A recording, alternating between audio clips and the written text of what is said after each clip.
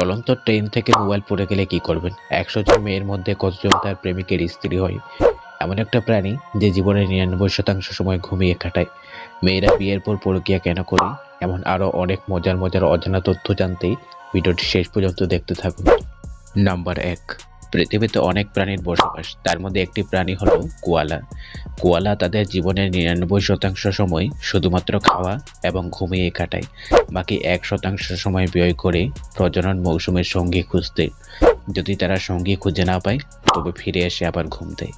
Number ২, আমরা অনেকেই জানি না যে আমাদের হৃৎপিণ্ড দেখতে লাভের মতো হয় না।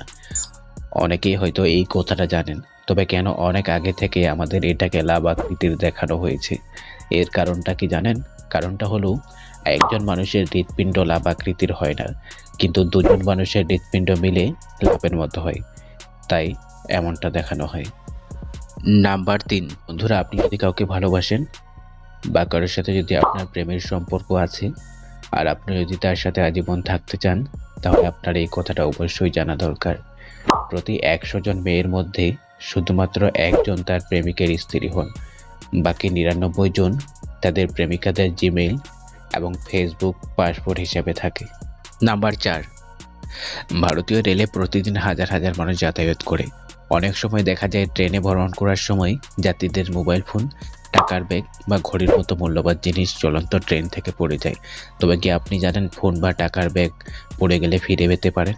যদি কোনো কারণে আপনার ফোন বা টাকার ব্যাগ চলন্ত ট্রেন থেকে পড়ে যায়, তাহলে প্রথমে রেল লাইনের পাশে থাকা খুঁটিতে হলুদ এবং কালো রঙে লেখা থাকা নাম্বারটি নোট করে রাখুন।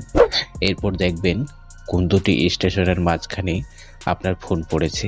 রেলওয়ে স্টেশন সম্পর্কে তথ্য পাওয়ার পর রেলওয়ে পুলিশ অথবা রেলওয়ে হেল্পলাইন নম্বরে কল করুন। হারিয়ে যাওয়া জিনিস সম্পর্কে বিস্তারিত তথ্য দিন। পাশাপাশি লিখে রাখা ওই পুল নাম্বার দিন। এই পুল নাম্বারটি আপনার জিনিস খুঁজে পেতে সাহায্য করবে।